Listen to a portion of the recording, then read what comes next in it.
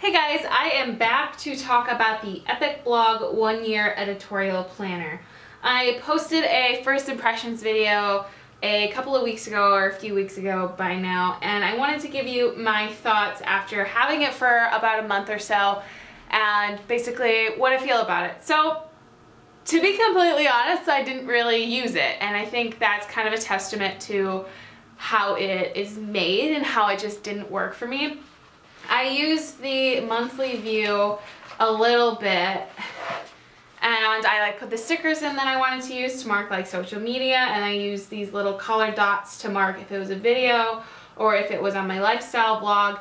And I started to try and use this section to write down products that I wanted to get or check out, and it just wasn't for me. I tried a little bit over here as well to say how many posts I wanted to do and what I wanted to do with my email mailing list and some stuff I wanted to do to update the blog. But other than that, I just didn't feel inspired when I was using this. I can definitely see that it will be really good for someone who is a first-time blogger or wants to start one. There's so much material in here that's really good to help inspire new bloggers to figure out exactly what they want to do with their blog.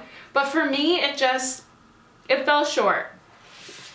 I didn't like how there wasn't a lot of space for social media. It didn't seem to really help with content planning and understanding when I needed to do what. This section had a lot of potential, but I felt like it just was lacking more space. It only has 20 spaces, and I blog way more than just 20 times a month. I do so many different things on all my different channels that this just wasn't enough space, and I really liked to be able to track when the photos were taken, when the photos were edited, all that sort of detail, and I just didn't feel like this really could do it for me. I do see a lot of merit in it, and I do think it'd be really, really helpful for other people if this is how you think about things. But just for me, it wasn't what I was looking for. I actually decided to make my own. I use the ARC system, and I have a hole punch for it. So I hole punched the pages, I used some cardstock, and then I laminated the cover. So I made my own that kind of modeled what I liked about it, but also what I liked about my other blog content strategies, because I've done a lot of different methods. So one of the methods that I used to do was put sticky notes down in a monthly view so I can move things around, and then I would write it in when it was more firm, I knew what I was gonna do. I liked that their months weren't marked, so I did that so I could start whenever.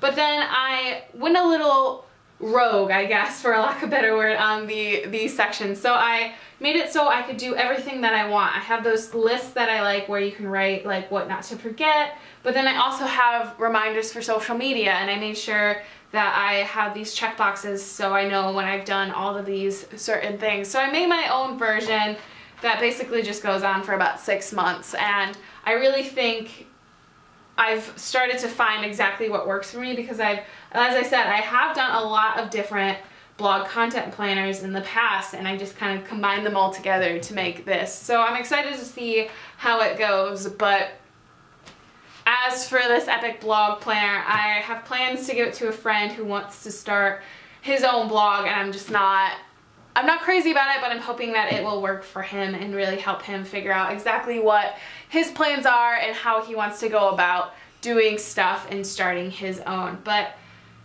I know that it's kind of a negative review, and I'm trying to spin it as positively as I can, but when it comes to stuff like this, you gotta make sure that it works for you and give stuff a shot, but also understand that when it doesn't work, that you need to move on. And this was definitely a product that just didn't work for me, but I'm sure it could work for a lot of you guys. But I just wanted to give you my views of it, so if you were considering getting it and you think you plan the way that I plan, or you like the style that I plan, then I would pass on this and try to get something else a little bit more your style. But that is it for this video. If you have any comments or questions, or if you have any planning guides that you know of that you want me to test out instead of you having to take the risk, just let me know in the comments below, and I can definitely start reviewing other planner guides and editorial planners. But that is it. As always, thank you guys so much for watching, and I will see you in my next video. Bye!